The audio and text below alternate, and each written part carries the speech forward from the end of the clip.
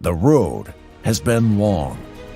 Through time, Paratech has worked tirelessly to always keep innovating and making the best tools to save lives.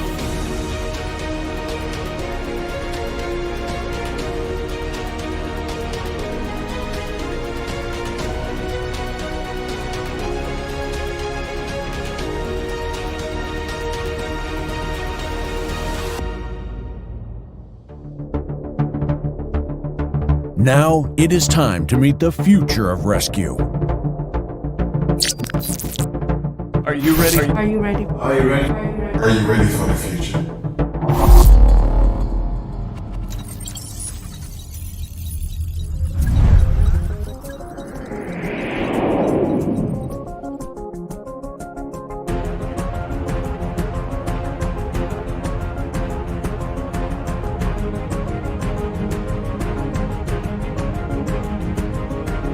Paratech is proud to introduce the Rescue Guardian, the most advanced monitoring system for technical rescue available. The Rescue Guardian was created to keep you safe. One device that monitors load, vibration, and incline.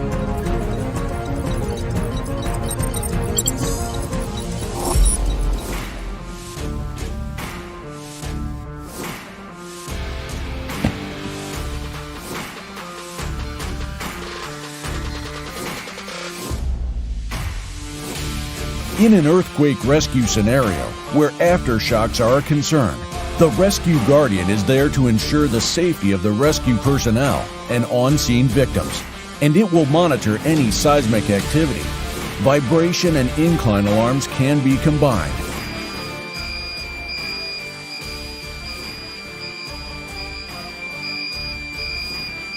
The Rescue Guardian can be clamped onto any object to be monitored, and you can remotely monitor up to 10 Rescue Guardians on one smart device simultaneously.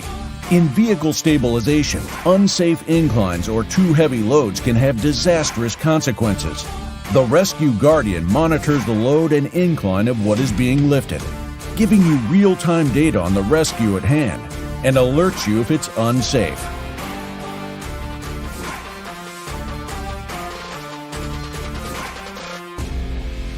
The Rescue Guardian is here to protect you in structural collapse rescue, standalone, vehicle stabilization, trench rescue, and any rescue scenario where monitoring load, vibration, or incline is crucial. In a Raker, all alert functions are on. Load change, monitoring any shift in the load transferred through the Raker system. Vibration alert, warning you of seismic activity and incline data warning, and informing you of any structural shift. The Rescue Guardian, the most advanced monitoring system for technical rescue available. The future of rescue is here.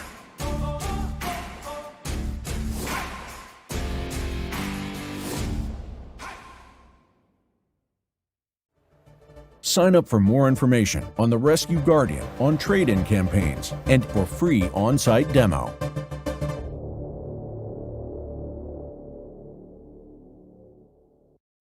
Hello, my name is Nigel Letherby with Paratech Incorporated. I'm the training manager. I'm here to introduce Spec Rescue's Robert Ruszala. He's with East Pierce County out in the state of Washington. Randy Journigan Jr. from Spec Rescue in Newport News was going to do the webinar, but he got deployed over to Ida. So Rob has taken his place to do the webinar on the shoring side of it, with you transitioning from pneumatic into wood. So Rob's a great guy. I've known Rob for years. He's a great shoring guy. He's a perfect stand-in for Randy. We'll see where we go with this, and we can talk about it a little bit later. Well, hello. I'm here today. We're going to talk about integrated pneumatic shoring and wood shoring. Well, I'm here representing Spec Rescue and doing this for Paratech as well. My name is Robert Ruszala. I'm an adjunct with Spec Rescue. I know you were probably expecting to see Randy Journigan Jr., but he was off on deployment in Louisiana. So I figured he asked me if I could take it from here, so I decided to step up and take it from here. We're going to talk about integrating pneumatic shores with our wood shoring. Wood shoring has been around for a long time. Pneumatics, not necessarily as long in the big scheme of things, but when they came out on the market, they were game changers, in my opinion, for shoring. They really gave us speed and efficiency in what we were doing. So for today, we're going to talk about shoring. It's everybody's favorite topic. We're going to discuss about using pneumatics and wood shores and how it can be done. There's a couple of different ways. I'll give you my best practice at doing this. The benefits from using both of those, pros and cons. What I like to call the leapfrogging technique versus converting a pneumatic shore to a wood shore. There is a time and place for that. And the safety features that are built into all these shores. All right, well, we're going to start with vertical shores, class 1, 2, and 3 shores. In this little presentation today, we're not going to hit every single shore that's listed in the SOG manual. That is time consuming, and realistically, we don't use all those shores. There's about a handful of them that we teach at different SCS classes across the country, the ones that we feel that are valuable and that are of speed, time, and efficiency. And we'll integrate the pneumatic shoring system into that. Looking at this first slide right here, we've got the classic T-spot, the double T, the 2-post vertical and lace post. Like I said, I'll hit a little bit on each one of these and how they integrate and work with the pneumatic shoring. First one, just as a refresher, the T-spot, class 1 shore. Really not that stable of a shore. Solid wood component, 36-inch header, 36-inch sole, wood post, gussets. Basically what it's telling you, it takes a lot of lumber, it takes a lot of cutting, it takes some nails, somebody with some skills on how to use their hammer and saw. It takes about 5 to 6 people to put this thing in. According to the FOG manual, they believe it's about 5 to 8 minutes and 60 seconds for an install time. I think that's in theory for a team to put this together. You may or may not have those people on there, but that's also with individuals who are well-versed in doing this. So when we add the pneumatics to this, we'll see how fast this really speeds things up. So again, it's a temporary shore. It's not designed to stay there for a long period of time. It's for quick access, light loads, that quick grab. You throw that thing inside there, you can get in, see what you need to see, maybe pull that person from that vehicle, if it's a vehicle, into a building, and get them out. Some of the pros to this, it's wood. Of course, the price of lumber nowadays makes these shores cost more, it makes them more expensive. But the cons to them are there's not adjustability built into these things. If you make a wrong cut, you better hope you can recover from that cut. If you're using a nail gun, more nails is not better for the shore. So you really need to pay attention to the nails that you're putting in, the nailing patterns. If you get your measurements wrong, you're going to be up a creek. You got to figure out how to work around that and make this an effective shore. The other thing is they don't disassemble. Once they're kind of in there. If you're not using duplex nails, they fall apart. So again, there's pros and cons to using this shore. I don't think there's a lot of bang for your buck in the T-spot. You're only getting 4,000 pounds of rated capacity when you're point loading this shore as it is. And again, there's no lateral stability to it. So it's not a great shore, but it's a bare bones shore that you can utilize. When we move on and we introduce the pneumatics to this, it looks the same. It's still called a T-spot, T-shore. You're still using a 36-inch header, 36-inch sole. So you still have some wood involved in this. And the nice thing about wood is that it'll talk to you. It'll let you know if you're having changes in the structure. If there's something's going bad, something's going sideways, it'll let you know. The shore itself, it's composed of only a few components. You've got your U-channel, which is the channel base is going to be on top. You've got your rigid base on the bottom, and then you've got your strut. That's going to be from the header to the sole plate with this. Realistically, you can put this up with 2 people. We just did that the other day. You don't need 5 or 6 people. You can take this thing, you can attach the U-channel to the head, you can attach the header, you can attach the rigid base to the sole plate, you can walk that thing into where you need to go, and you can put it up. A little more difficult with that T-spot because now you're carrying in this giant T to where you need to go and make sure you don't knock anything over. So again, it's a more versatile shore, I believe. There's adjustability built into this shore. So if somebody pulled a bad measurement, you have the option of extending your shore or compressing your shore to make it fit. So again, adjustability is, to me, is a premium with this. If you're talking about leapfrogging, which we're going to hit that in a little bit, you can compress this shore, pull it out of place once you have a wood shore in there for your permanent shoring, and move on down the line. Keep leapfrogging until you get the desired effect. You got the building stabilized, you get to the patient you need to get to. There's just more adjustability when you have this. Again, the unfortunate side of it is that it still follows what the T-shore has as for design loads in the FOG and the SOG manual. Realistically, this gold strut right here will carry a lot more weight than that 4x4 piece of wood. And that 4x4 piece of wood, it's an average because not all trees are the same. So you may get differences in the material from shore to shore, from piece of lumber to piece of lumber. So those are your two primary class 1 shores, temporary shores. When we move on, we talk about our class 2s, our double Ts. Our double Ts, I think, are more bang for your buck. You're using the same header, the same sole, the 36-inch header, 36-inch sole. Your posts are still 4x4s. You're using a couple more gussets. The rated capacity of this thing is going to vary on its height. So at 8 feet, you're looking at 16,000. It calls for a 6-person crew, 8 to 10 minutes. Again, that's in theory. That's a well-oiled machine that's able to put that in there. This shore has a little bit more stability because of the horizontal gusset plates that are in these things. It's a safer spot to work under as well. And the other benefit of this shore is that it can be turned into a class 3 shore, either a 2x4 plywood lace post or a double T. Another option would be to use your pneumatic shores and make a 2-post vertical out of it. Now, I don't see a lot of people doing this when I look at social media or any type of news headlines that comes out that's involving any type of collapse. I think it's not a good use of your equipment. If you've got both of those pneumatic shores right there, and you have got 4 36-inch headers or 2 36-inch headers and 2 36-inch sole plates, you can make 2 T-spots and you can bounce on down the line while you're putting in your permanent shoring. This particular shore has some stability built into it, even though it doesn't have a gusset or it doesn't have an actual strut going from top to the bottom for lateral stability. The narrowness of it gives it some stability. Again, though, with these shores, you can have the adjustability for height and depth in case something changes on you. It can be disassembled and reassembled further on down the line. Realistically, I think you can use 3 people to put this thing in place. 1 person on each strut, pulling it up, somebody else spinning the collars, getting it plumb, getting it straight, and moving on down the line. And having those headers and having those soles, it'll let you talk to you when there's any type of movement.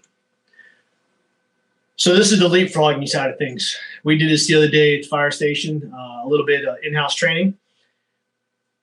The T-spot, I'm using the Paratech shores. I've got my header, I've got my sole. I've identified a spot where we need to put temporary shoring up. So we get the crew, they're putting the shoring up. We have a secondary crew that's going to start putting together a wood shore to go in place next to it. The T-spot with that Paratech shore, again, I got the adjustability. If I have ceiling and floor joists are running in opposite directions, I can always spin one perpendicular to the other, the header to sole, and capture what I need to. In the picture to the right of it, we've got the Paratech, and then we opted to put a T-spot in place. Now, again, it's not a staple shore, but it was a training evolution, so we're trying to maximize our time and maximize our wood.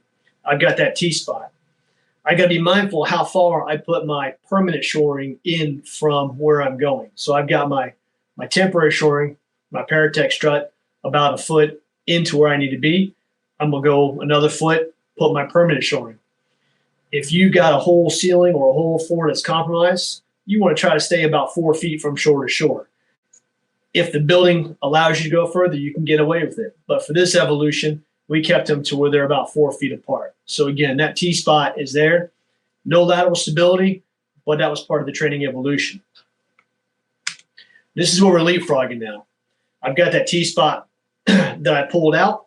I moved it to the other side of the Paratech T-spot, to the other side of the wood T-spot. My group, we came up with our measurement, so we decided to build a double T in place. The double T, again, I think there's more bang for your buck. It's a Class 2 shore. There's more stability built into it. If we decided we wanted to turn that into a Class 3 shore, we're setting ourselves up for success with the way we've built that shore. So that T-spot stays in place until that double T gets put and gets finished off. After that, I added a second T-spot with the Paratechs, and we moved on down the line. So the slide to the right, the picture to the right, you can see that there's 2 more gold struts behind the double T right there. And we can continue this process moving through. You know, we're using, if you wanted to convert one of those T-spots into a double T, there's another base channel that you can use. The U channel wouldn't be that effective. It's not technically called the U channel, but that's what we call it in the firehouse. It's an angle bracket, looks like an L. And look at that, there it is. With that angle bracket right there, you can put your gusset plate back across for that double T, and you can start nailing that off. So you got your T-spot up, you put your 2 posts on either side of your Paratech strut, and then you start putting you pressurize those, then you put your gusset plate across the top. Once that gusset plate's in, you can also put your horizontal in, you can break that shore down, and you can finish nailing off that shore. It's an option, converting. I think converting shores is probably best used for window shores, indoor shores, not necessarily these. I like the leapfrog approach to this tactic. So if you haven't seen the 4x4 channel base, there it is, accepts 4x4s. They do have a 6x6 one. I'm not a big fan of messing with 6x6 lumber. It's just a little bit too big. The angle base channel, that one right there is designed for 4x4s. You don't want to jam a 6x6 on it because you're going to have overhang, and you're not going to center the strut in the middle of the post itself. And there's the rigid base right there. The other thing about all these components that are offered through Paratech is that they're not one-trick ponies. They can be used in other scenarios, such as trench rescue or commercial vehicle lift or something of that nature. All right, so the question begs to be asked, why would you ever want to build a T-spot with wood if you have pneumatic shores? Pneumatic shores are going to be faster. They're quicker to install, and we're talking about T-spots. Quicker to install. There's less cutting. They're easier to bring in depending where you're going because you have 3 pieces versus having 2 pieces with a wood T-spot. They're forgiving. They're adjustable. They can be reinstalled. And we talked a little bit about that leapfrogging method. If you're leapfrogging in and where you get to, you find out that your ceiling and your floor or maybe a little bit smaller than they were before, now you can make that adjustability with that shore, pull another measurement, and send back to the cut team for the other team that's out there to make the shore a little bit different. So you're still moving forward when you do this.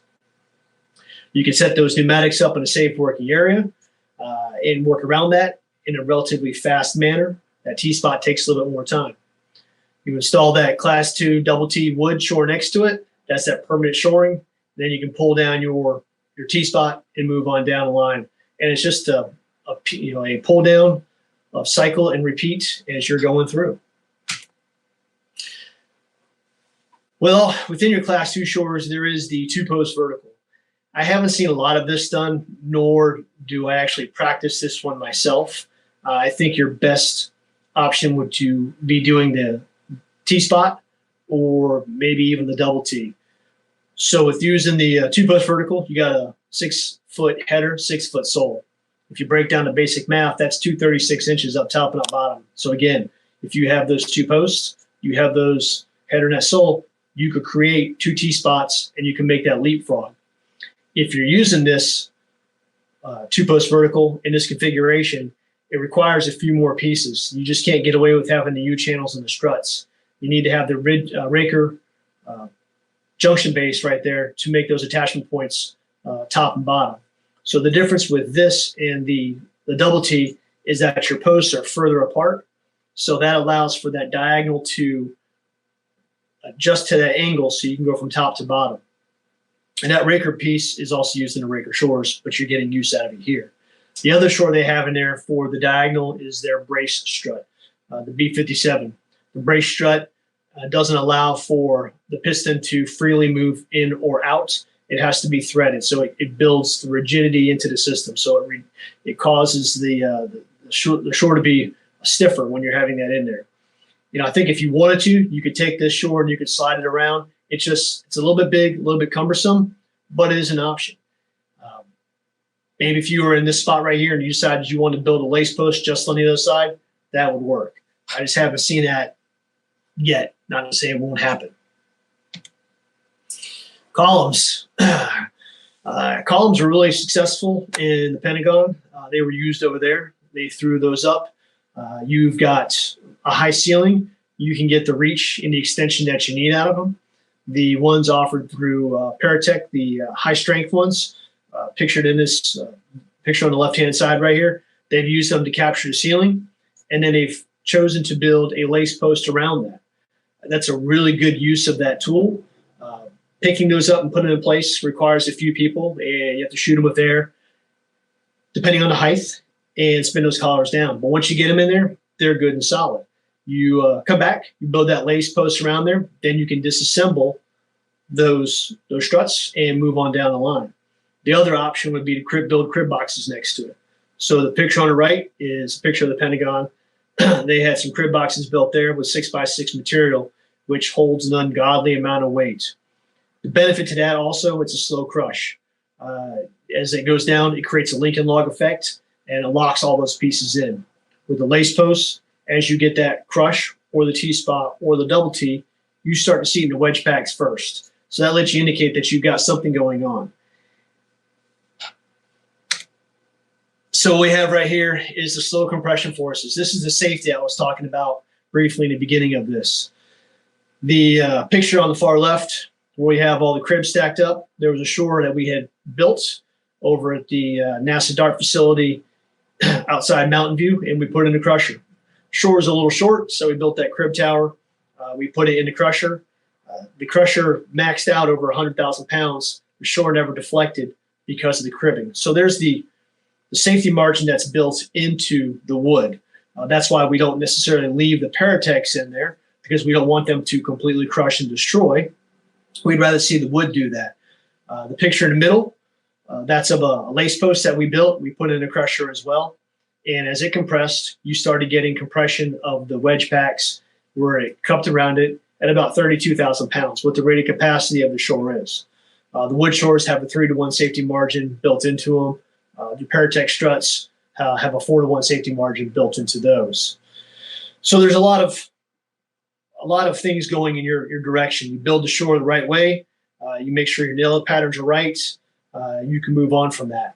If you have your Paratech in there and it's starting to crush, you're going to see it. The picture on the far right, again, is just that cribbing holding up that building. So we have a couple more demonstrations here of the safety margin that's built into it. Now, I say that the shores on the outside, the 2x4 plywood lace posts and the 4x4 plywood lace posts, those shores right there, those failed at over 100,000 pounds.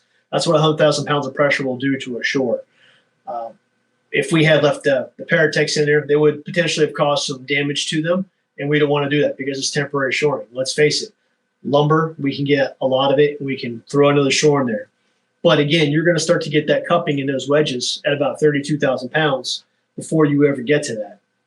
The picture in the middle is of the gray struts, which we really didn't hit a lot on in this presentation. We stuck mostly with the Longshore Gold Series struts, but you can see where that ceiling is coming down and it's got compression. So it's driving those struts down into that 6x6 material.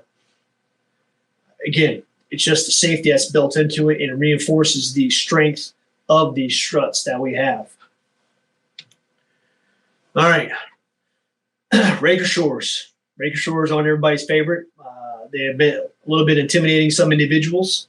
I think with some of the stuff that Paratech has come out with their flying rakers has really made it a more user-friendly shore to put into place. By all means, I don't think it's a rescue shore. It's more of a stay-and-play type shore. It takes a little bit of time to put together. Every building you go to has got 6 sides. Maybe you find a different way to go inside of it. And after you shore the inside up, you come to the outside and you shore that up. So for our wood flying raker, we'll start with that. From the schools I've been to and the ones I help participate in, we really don't teach wood flying rakers. It's just not a stable shore. It's about 1,000 pounds when it's up. It's a single spot shore essentially. We don't build 2 of them out of wood and put them close together because there's just not a lot of stability built into the shore. Part of that is because we'll call it a sole plate for lack of better terminology, that goes to create that flying raker is rather high. It's not a traditional split sole that would go from your wallboard down to the raker sole junction plate. So you create that large triangle and you create stability in it. They're not, like I said, they're not built in pairs. It takes quite a few people to put it up. I think I've done it a couple times, and it's just like a monkey in a football. It's a little bit to work with. Big, bulky. There's really nothing fast about putting those things up. But with the introduction of the flying raker from Paratech, I think this has offered the opportunity again for people to put raker shores up in a safe manner and not put themselves in harm's way. The flying raker spot shore, which is on the left side of the screen there, has got a few components involved in it. You've got your wallboard. You've got your raker component as coming down there. You got the clamp and clevises. There's a couple different attachments for the wallboard. And from the wallboard to the raker, you have another brace strap. It's a B23. So there's 2 different sizes of struts for the brace struts offered by Paratech. The forgiveness in this is if you think you're going to build a 45 and it turns out you need to build a 60 because maybe the grade, it doesn't go the way you want it, you can make that happen. It's not like with wood. Once you build it and you've cut all your angles, you're kind of stuck with what you got. You really got to put on that propeller head hat and try to figure out how to make that work. This, more forgiveness involved in it. The picture to the right is the flying raker shore system, where they've got 2 of those together, and then they got some cross bracing on there to build some lateral stability into it. So unfortunately at this time, it's still only carrying a rating of 1,000 for each one, so about 2,000 for that system altogether, because it's still classified as a flying raker. There's been some shore testing done through Paratech, and I got a slide coming up about that. But before I move into that, here's another slide from the FOG manual itself, rape, pillage, and steal to add inside this stuff. So putting the flying raker up, I think I've done it with myself and another individual. It can be done. Probably 3 or 4 people is the best way to go. While you're putting it up in place, you have the other crew, the other company back there with people, about 6 people, building a split sole or solid sole to go next to this once you build the system. So again, we're building with speed and efficiency. We're creating a safe zone. We're trying to capture this wall. The same thing with the leapfrogging technique. So we have our shores put up. We can now have the wood shores that were being constructed in a safe area moved into place. When we build these shores, when we put up these pneumatic shores, we want to build them about a foot closer and a foot lower. So if your insertion point's at 10 foot, put your raker at about 9 feet. Instead of going 7 feet outside, instead of going 8 feet outside to outside, go 7 feet outside to outside. That way you can put your split soles around this shore and you can maximize it. You got to plan ahead when you're doing this. Excuse me. Again, so when you have this shore, if you have the grade that's off and you pulled your raker measurement and you came out with 187 and you notice that one side isn't going to reach, you can extend that raker a little bit further and make it fit. And then you can come back and you can pull a true measurement off that raker pneumatic shore and get a true cut for your wood raker shore that's going to go into place there. Again, this can be pulled down and moved down the line. So this is some of the tabulated data. I don't know how clear it really is to see that with these shores. But the flying raker system, when it was tested, the horizontal applied load ended up being 38,891 pounds of foot pressure, and then the angle calculation came out to 55,000. So the recommended safety factor with this for these shores, for the angle, it's going to be about 13,000. So it has a ridiculous amount of strength, even in the flying raker. As you move on to the solid sole and the double, and then into a split sole, it has a lot of strength. So when you put these up as temporary shoring, you should have a clear conscience that you can put your wood shoring up around that. Because there's nothing worse than putting it up on a wall that's leaning out at you and wants to come out and bite you. You want to keep everything nice and secure so you don't get hurt in the process. All right, so this is one of the shores that we did in one of the Paratech University classes. We built the flying raker against this Connex box. So yeah, it is training. But then we modified it, and we took the what would be that short B23, kicked it up so it was a midpoint brace, and then added another strut, a B57, to come off to create almost like a split sole. No, it's not a rated shore. We haven't tested it, but we put it into place. It has all the components that would meet for structural shoring, but it's an option. I mean, it's something to think outside the box. Is it going to work? Do I have positive contact? Do I have stability built into my shore, lateral stability? I've got it on both sides. So for something like this, on the left side, they come straight across because you can simulate like there's a spoil pile, but on the right side, spoil pile is not that bad, so you can take that B57 and drive it down to the Raker junction and get a little more stability out of that shore. Building around your shores. Here's where we built the Rakers. We had to build them. This is at Structural Collapse in Virginia Beach. They built the Raker shores with the pneumatics, and then they were tasked to build the wood shores around it. They really could have given themselves a little bit more room. It gets difficult trying to swing a hammer and put some nails inside that. But it created a safe area for them, and once they had those shores up, they were able to remove the Paratechs and then move them in another location. Again, your overall dimensions for your Paratechs, shrink them down by a foot, and go ahead and put your wood shoring, your permanent shoring around that. It's that leapfrog approach to what you're doing. So on this slide over here, we had them build split sole and build the flying raker. That flying raker went up a heck of a lot faster than that split sole. I mean, you can imagine, even from the word go, you've got to find the lumber if you don't have it. You got to cut the lumber. And like everybody does, they measure once and cut twice. Then you got a nail, and that can be challenging for some individuals. With the raker on the side, with the flying raker, we still used lumber or 2x6s for our cross bracing. We used our nailing pads. So if we were to build a wood shore around it, once we have the actual raker shores up, then we could take that 2x6 cross bracing off there and apply it to the other shore. So it gives us structural integrity a lot sooner than getting more wood or putting another cross bracing horizontal and trying to fish that one out from underneath the other one. This is what we call the absolute flying raker. So again, if we're putting these up, the nice thing about this is, one, it's all the pneumatic shores. Clamp and clevises, your brace struts, a lot of structural integrity with this, but it doesn't give you the rating because when we put this in place, we still have to remember that we're going to put wood shores in there.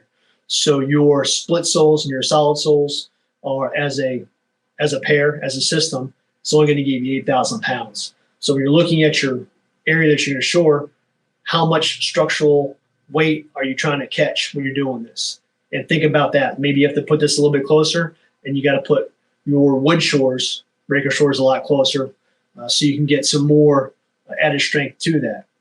The other thing about this versus having this 2x6s on it is if you put your wood shores up, you build around it, that leapfrog we're going for, you put your 2x6s on there, you can just simply unhook the clamp and clevises, take this out, and move it on down the line. Or if you need it for another area, for T-spots, double Ts, or whatever the case may pop up, you've got these shores. So again, they're not a one-trick pony. There's a lot of flexibility built into these things. So our Raker shores are class 3 shores. If I failed to mention class 3 shores, the building falls down, the shores are up. Class 3 shores, again, are your rakers, your lace posts, your angled slabs. With this one, as this one went up, it's going to be our solid sole raker. We have no horizontal midpoint bracing in this. We just have top and bottom because our raker is less than 11 feet. When we're building this with wood, we're going to have that cross bracing in there. We're going to create those boxes. There's a little bit more stability when it comes to these raker shores through the pneumatics than there is with the wood. The wood does flex, good, bad, or indifferent. But with this, we're capturing the side of the wall, and we're going to put that wood right around it. So here's just another example of when we would have the horizontal for these.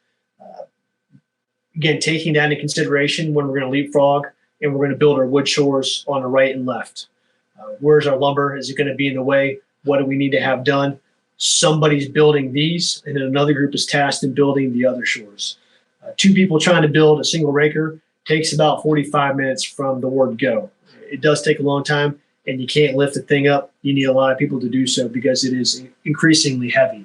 And we advocate building your rakers in a safe area, racking them, picking them up, racking them back, sliding them into the spot, and putting them in position. I'm not a fan of putting your wallboard up against the wall, putting your saw plate down, and building them in place. But, if you have this, maybe that's an option. This right here is the absolute raker for your solid sole. It would be the same thing for a split sole. Again, it's just all of your pneumatics, clamp and clevises, your brace struts. Again, you could take this, put this in play, and then build your wood shoring around it and have a peace of mind that you've got that thing shored up the best you can. Now, again, you're going to be introducing pieces to this that you may not have seen before. If this is your first time ever putting one of these up, the brace struts, again, the clamp and clevises, and the raker channels. What we have over here is our double raker. Our double raker is a large behemoth of a raker. We got 2 insertion points. Maybe there's 2 floors we need to capture, or we got a split level house where we got a lot of split levels. So that first floor is actually 5-6 feet off the ground, and then where the second floor roof line is going to be, it's 10-12 feet up there. So this would be something we would have to consider to build. When you're doing it with pneumatics, now this obviously is a lot of money involved in this shore. But again, if you have a cache of stuff, this is probably the way to go. You build one, you can build it in place, or you build it in place against the wall, or you lay it down, you build it, and you tilt it up. You do both those at the same time, then you tie those together. Once you have that, the raker on the left side, that's what you end up doing around it. You put that. I can tell you that one on the left side, that took a whole bunch of people and some torture poles to put that thing up. It was not fun. It was impressive to see, but it was not fun to do. That's a lot of lumber to put up. With the one on the right, again, if you have a grade, which most houses do, most buildings do, so water can shed around, not go into it. The rakers are adjustable. You can put them in there and pull that line. If you're using straight lumber and you don't adjust for it, your raker could actually be a little bit short. That wood raker right there, you're also going to need to put a splice in it. The gold one right there, you don't need to. So I'd rather put the pneumatics up, then go back and look and see exactly what I need for my wood one, where the splice is going to go, what's my actual raker length, and then go back and build that and put that in play. Class 3, the horizontal, the slope foreshore. Slope foreshore is it's probably another one of those feared shores because there's multiple angles. Your floor could be off, your ceiling could be off, and then trying to account for that. That's 4 different measurements you got to pull. If you have this equipment, you go ahead and take your struts and you essentially make a spot shore. So you take one side of it, put it in place, pull the pistons out so you have the header hitting the ceiling, and you got the floor, sole plate on the floor, and you tighten that up. From there, you can put your other one in there and then pull your measurements for what you're going to need to put that together. But it creates a safe area. They're 2 spot shores until you tie those together. You could use the nailing pads if you wanted to. This has got clamp and clevises. The only thing you got to be mindful of this, if you're making this a little bit narrow, those clamp and clevises have only so much room and angle to get that next shore on there.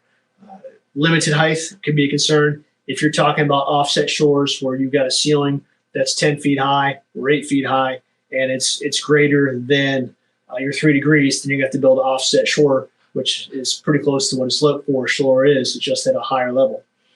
You can do this for your type 2s and type 3s for your angled slab. So again, build this a little bit shorter, about a foot all the way around closer, so you can put your wood around it, and then you can pull this thing out in pieces and move on down the line.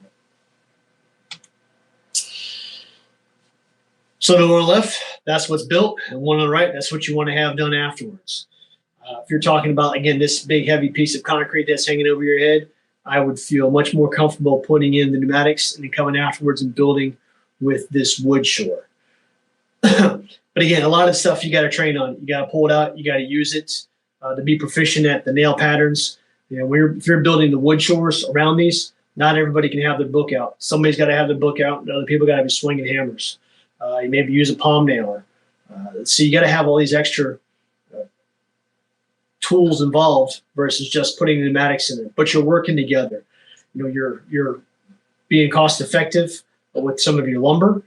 You've got the shores that you have that you're using for this, but they're also used in maybe the commercial vehicle lift or used in rope rescue. You've got a gantry set up. They're using trench rescue. So again, it's not a one-trick pony. There's more bang for your buck when you do that. The pneumatic shores seems to be most departments have some type of heavy rescue or rescue pumper in the system, and they're carrying those. There's not a lot of room on any of these rigs to carry this lumber, especially 11-foot, 12-foot long pieces of 4x4. So, you know, you're maximizing your space on your rig. Again, like I said, when it comes to converting the shores, we didn't talk too much about window shores or door shores, but that is a possibility to use those. You know, I want to thank everybody's time in watching this. Spec Rescue offers a whole assortment of other classes. We do the Paratech University classes, as well as structural collapse, advanced shoring, anything of that nature. So feel free to reach out to them for any questions. Again, my name is Robert Ruszala, and I appreciate your time. Thank you. Thank you, Rob. We just did the video on the Rakers and everything else. Now, my portion of the webinar is going to be on scene monitoring. This is going to happen with the new Rescue Guardian. The Rescue Guardian we got, and this is a pre-recorded video we did out back because it's so new, it hasn't gone out into the world yet to have the tests and everything else done on it with the teams. And the teams have been deployed so much in the last month, so we haven't had the chance to do that. So here's a short video on the Rescue Guardian in the Raker, and I hope you enjoy it. Hello, I'm Nigel Letherby, training manager with Paratech Incorporated. I'm here to go over the new Rescue Guardian for scene monitoring. If you take a look, it comes in a nice yellow Pelican case. You open up the case to reveal what's inside. Inside, I've got a single Rescue Guardian and attachments and spare batteries that I can use the Rescue Guardian in different applications. When using the Rescue Guardian, the antennas have always got to be pointed towards the sky, even when it's in a building. On the Rescue Guardian itself, you see 2 buttons in front, 2 rubber handles. That's just for drop. Depress both buttons for about 3 seconds. The Rescue Guardian will calibrate and go to the home screen. On the home screen, it also automatically defaults to pounds. That can be changed. So if you take a look at your 2 buttons again, on the black button it says select. Depress it once and it goes to kilograms. Depress again, it goes to newtons. Then it goes to degrees of angle. Then it goes to hertz for vibration. Then back to pounds. At the top left, you'll see the numbers changing. That's the degrees of angle that the Rescue Guardian is at the moment. Then you got your Bluetooth signal. then you got a 0. The 0 is there because I have not got any phones, iPads, tablets connected to the Guardian at the moment. You can connect up to 10 different devices, and then it'll show the number on that Rescue Guardian to how many devices are actually attached to it. The next one has got the battery level indicator. At the bottom it says not armed. So what I'm going to do, I'm going to arm the Rescue Guardian.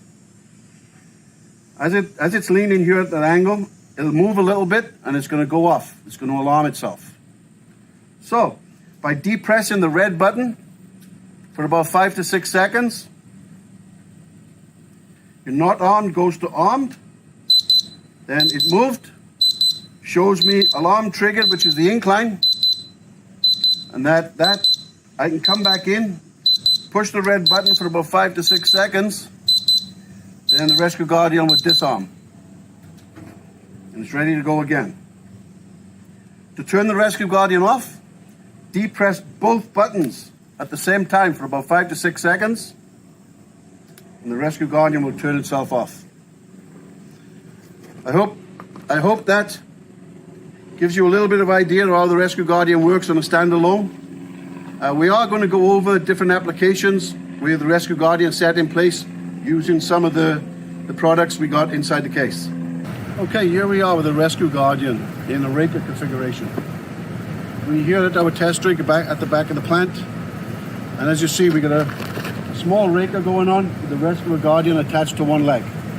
So I'm going to go over the features of the Rescue Guardian using the app on the phone, and then we're going to pressurize the Raker so you can see what it actually does when the alarm goes off with the incline.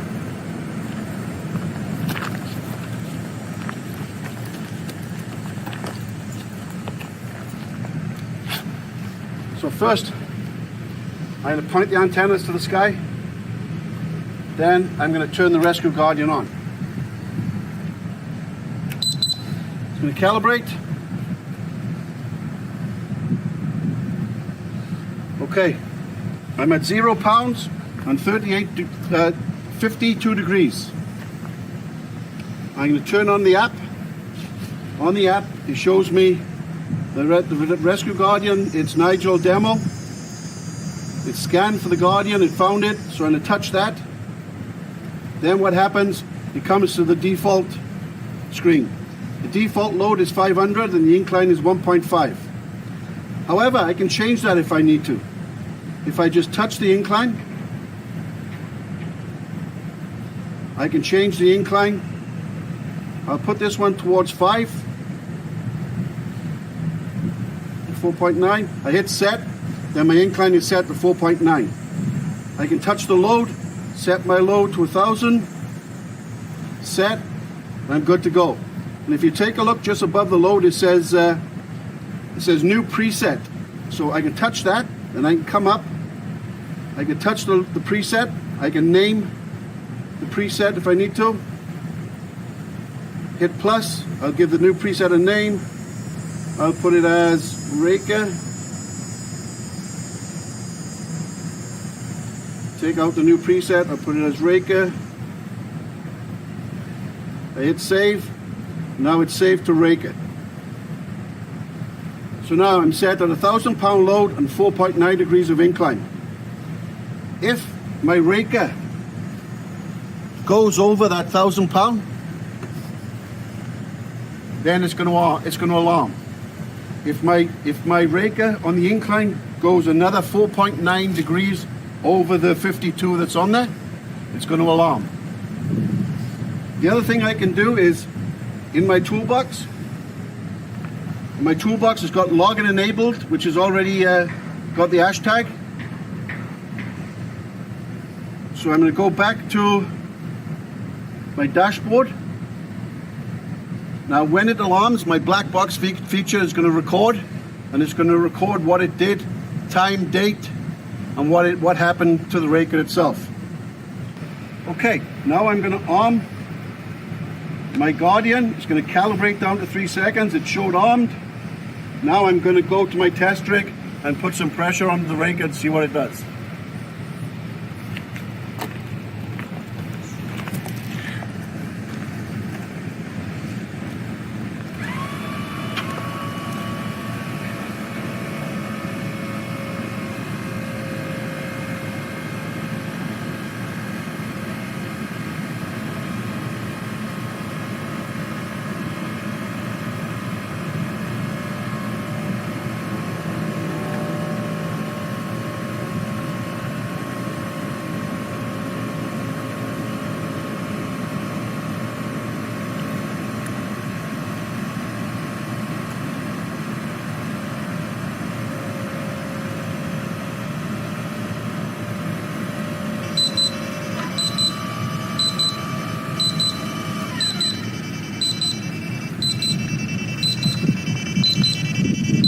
now my Guardian is alarmed.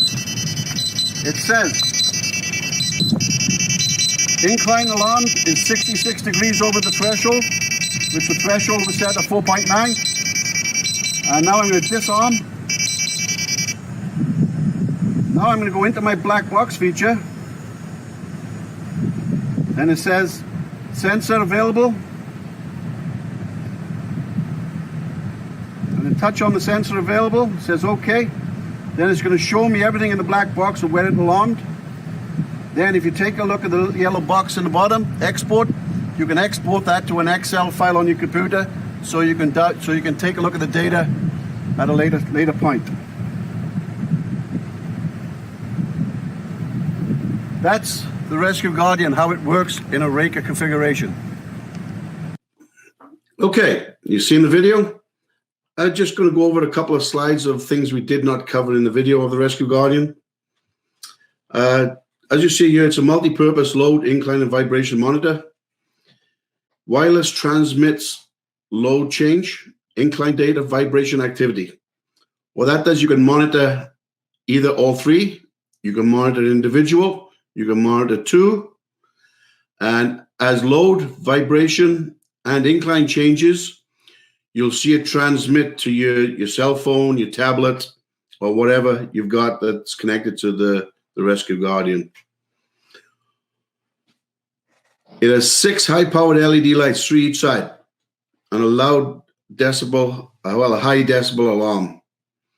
The alarm goes off on both Rescue Guardian and on the device that's connected to the Rescue Guardian, whether it be your tablet or your cell phone. The remote monitoring app, it works wirelessly on iOS and Android. That's a Bluetooth platform. It's not the best platform in the world, but it's what we are. We have got the best that we can get at the moment. So that platform, it can go for about 180 to 200 feet in a straight direct line of contact. Or if it's in a building, you may maybe drop down to 30 to 50 feet. But we are looking at ways of trying to leapfrog the Rescue Guardians with the Bluetooth and do a Bluetooth enhancement where we can get better range out of that. Again, it can be used inline or standalone with different accessories that you'll see down the line. It monitors up to 20,000 pounds, 9,000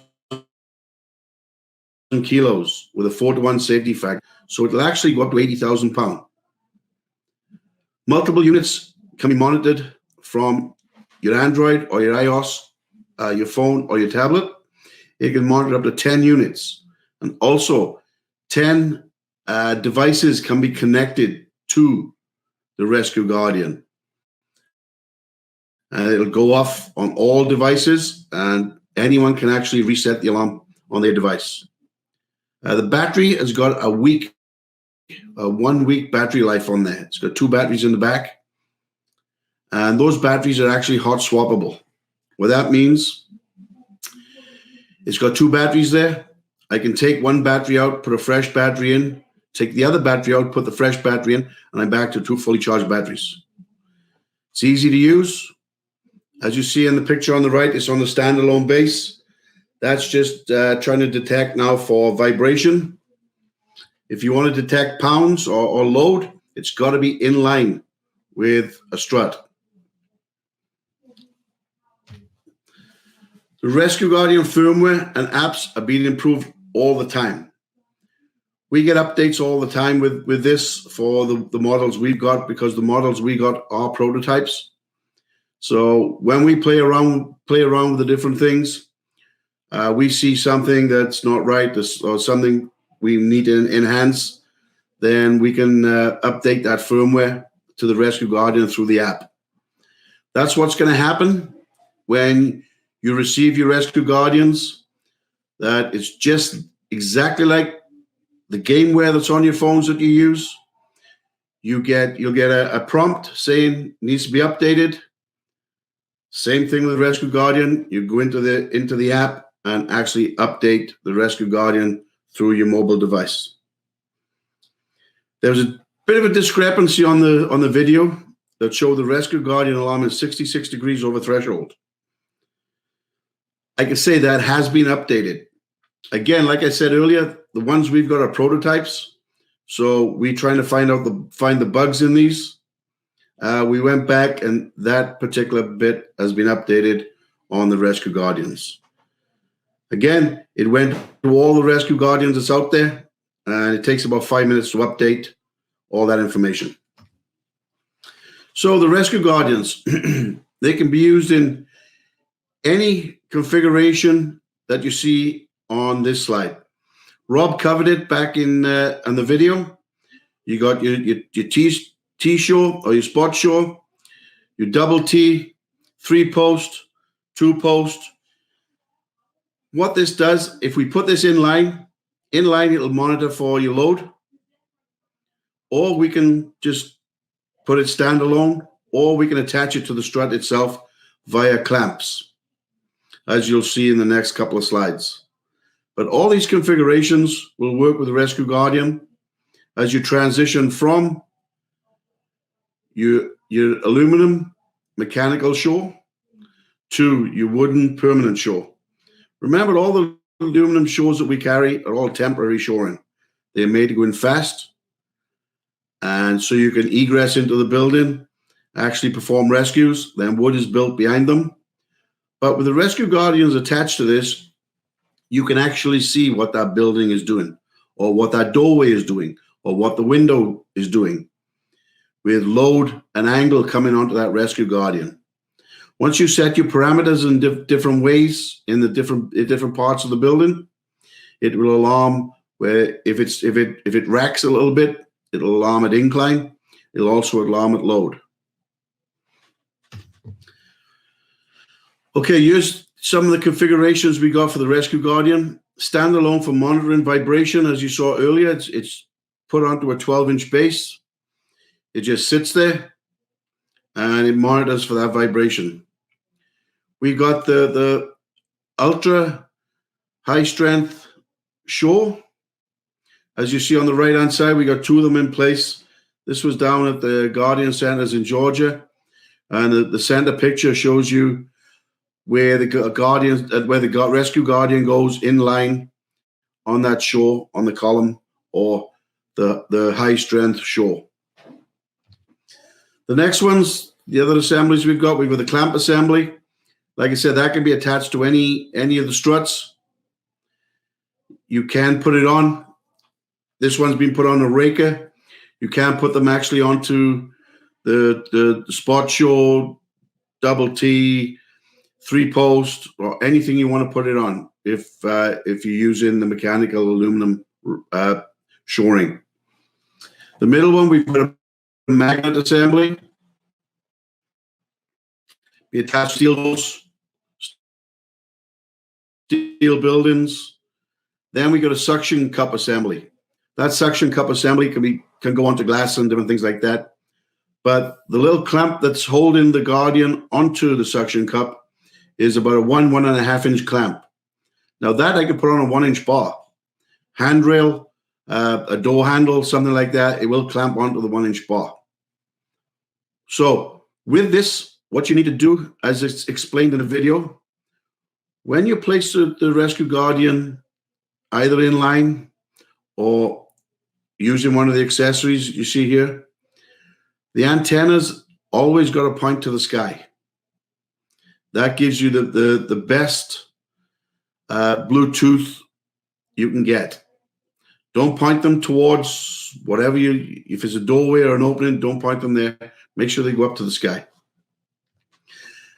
That is the end of the slideshow for that. I hope you enjoyed it. I hope you took something back with this. I'd like to thank Robert Ruszala, Randy Journigan Jr. with Spec Rescue for their presentation. I hope you take something away.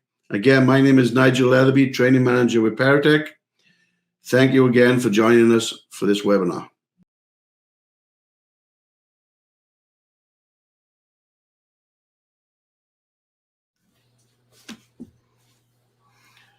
Okay, that was the webinar for structural collapse pneumatic over wood with leapfrogging both systems.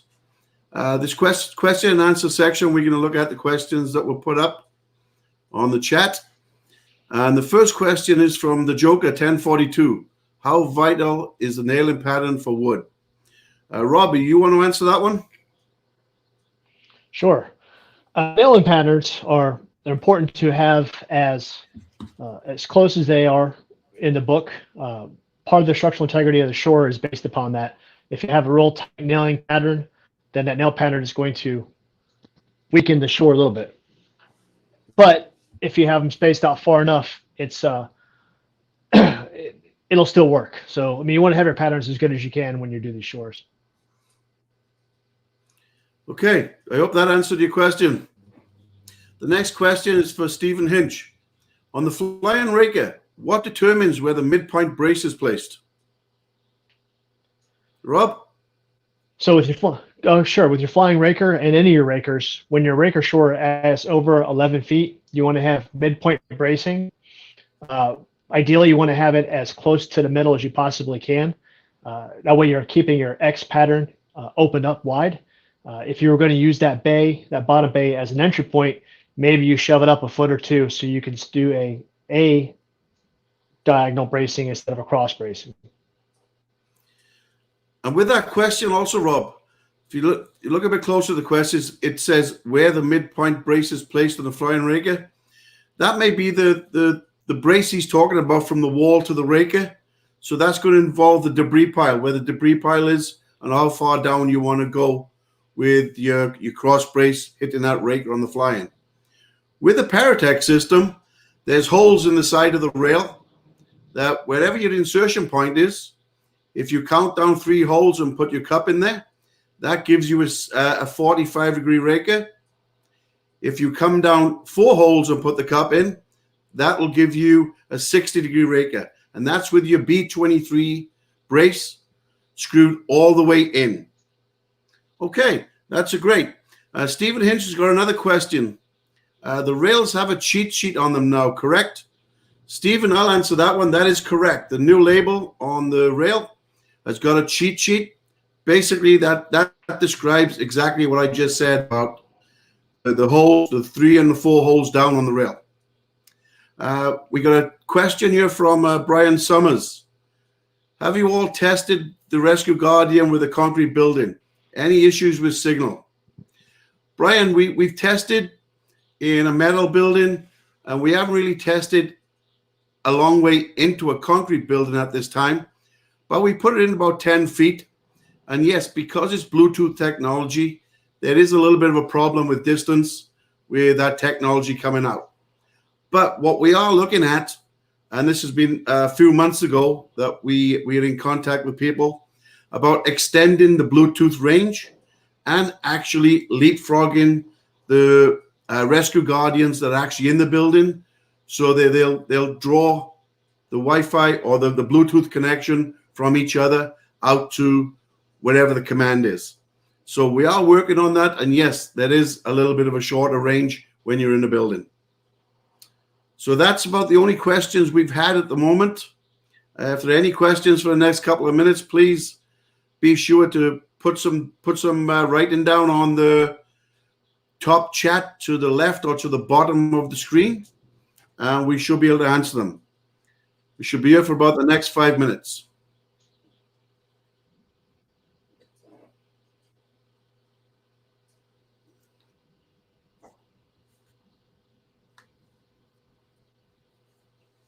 What's that, Joe?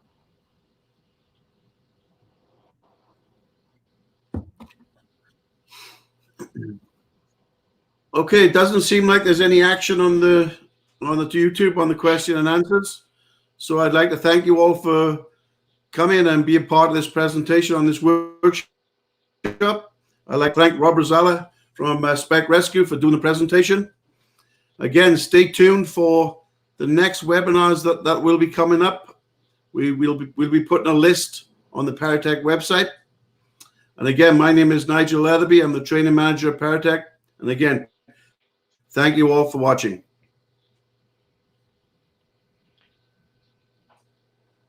All right. Well, thank you for having me on here and giving me the opportunity to discuss shoring and leapfrogging. Uh, it's been a lot of fun and an enjoyable learning experience. Spec Rescue is open to provide any classes that you may need in the future. Please feel free to reach out to them, and have a good day. Thank you.